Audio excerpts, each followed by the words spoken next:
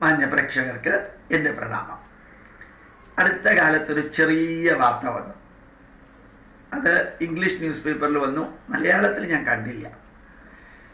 അത് വളരെ രസകരമായിട്ടുള്ളൊരു വാർത്തയാണ്. പക്ഷെ എങ്ങനെയോ ചർച്ചയാകാതെ അത് പോയി.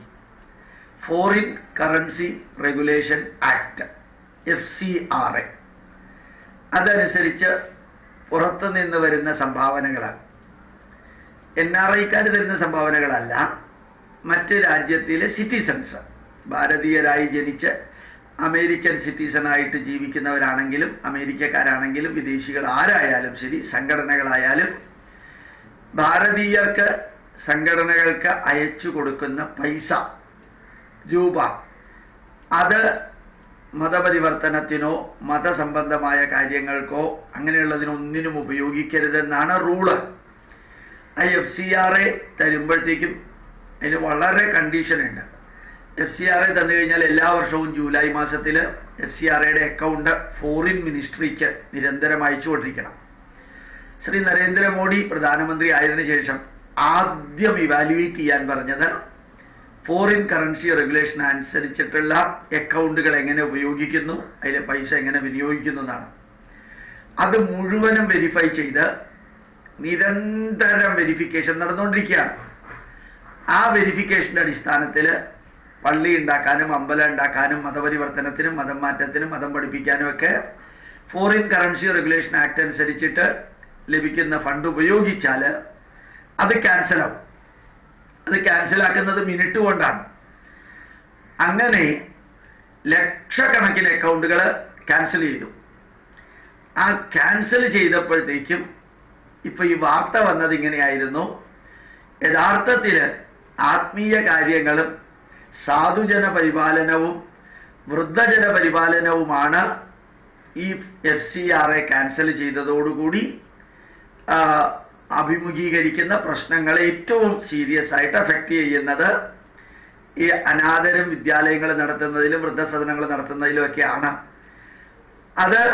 അതിന് കാരണം അത് ഈ അനാഥരുടെയും വൃദ്ധരുടെയും പേരിൽ വാങ്ങിക്കുന്ന പൈസയുടെ ഭൂരിഭാഗവും പള്ളി നിർമ്മിക്കാൻ പോയത് കൊണ്ടാണ് ക്യാൻസലായത്. നിങ്ങൾ പറഞ്ഞാൽ വിശ്വസിക്കില്ല. നല്ല വിവാഹ സദ്യ, ഞാൻ കാനഡയിലും അമേരിക്കയിലും ഉണ്ടായിരുന്നപ്പോൾ കണ്ട കാര്യങ്ങളാണ്. വിവാഹ സദ്യ നടക്കുന്ന സ്ഥലത്ത് വന്ന് ഫോട്ടോ എടുത്ത് ആ ഫോട്ടോ അമേരിക്കയിൽ പ്രചരിപ്പിച്ച് ഇത് മിഷണറിമാര് പാവങ്ങൾക്ക് ഭക്ഷണം കൊടുക്കുന്നതാണെന്ന് പറഞ്ഞ് പ്രചരിപ്പിച്ചിട്ട് പൈസ മേടിക്കുന്നവരുണ്ട്. ഞാൻ യൂണിവേഴ്സിറ്റി ഓഫ് ആൽബർട്ടയിൽ ഇരിക്കുമ്പോൾ എന്നെ സഹായിച്ച ഒരു സ്ത്രീ, അത് തിരുവല്ലയിലെ ക്രിസ്ത്യാനിയാണ്. അവർക്ക് ക്രിസ്ത്യാനികൾ ചെയ്യുന്നതിനോടൊന്നും വലിയ യോജിപ്പില്ല, പക്ഷെ പവർഫുൾ ക്രിസ്ത്യാനി തന്നെയാണ്. അവർ പറയുകയുണ്ടായി, ഈ സ്കൂളിലെ അസംബ്ലി നടക്കുമ്പോൾ പ്രാർത്ഥിക്കുന്ന സമയത്ത് എല്ലാവരോടും കണ്ണടച്ച് നിൽക്കാൻ പറയും. ചില കുട്ടികൾ കണ്ണടയ്ക്കും, ചില കുട്ടികൾ കണ്ണ് തുറന്നു വെക്കും. എന്നിട്ട് അതിൻ്റെ ഫോട്ടോ എടുത്ത് ഇത് അന്ധവിദ്യാലയമാണ്, അത് ക്രിസ്ത്യൻ മിഷണറിമാർ നടത്തുന്നതാണ്, അതിന് സഹായം തരണമെന്ന് പറഞ്ഞ് പബ്ലിസിറ്റി കൊടുത്ത് പൈസ മേടിക്കുന്നവരുണ്ട്. ഞാൻ അരുണാചൽ പ്രദേശിലേക്ക് കഴിഞ്ഞ കുറേ വർഷമായിട്ട് നിരന്തരം പോവാറുണ്ട്. ഈ 2-3 വർഷമായിട്ട് പോവാറില്ല.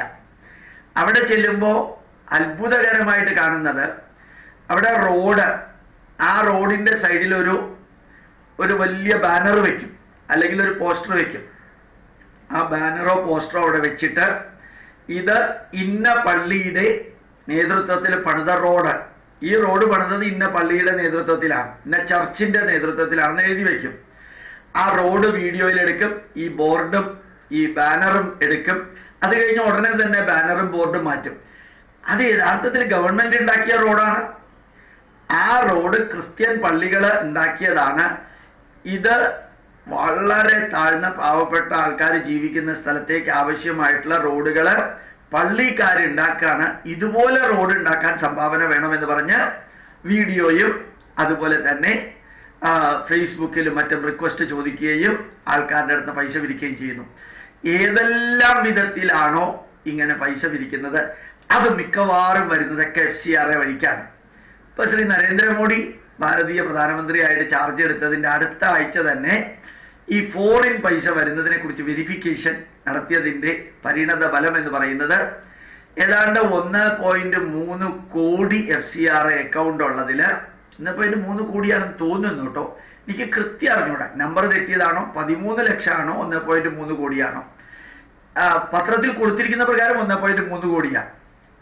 അത്ര ഉണ്ടാവാൻ സാധ്യതയുണ്ടെന്ന് തോന്നണില്ല, എന്തെങ്കിലും ആവട്ടെ.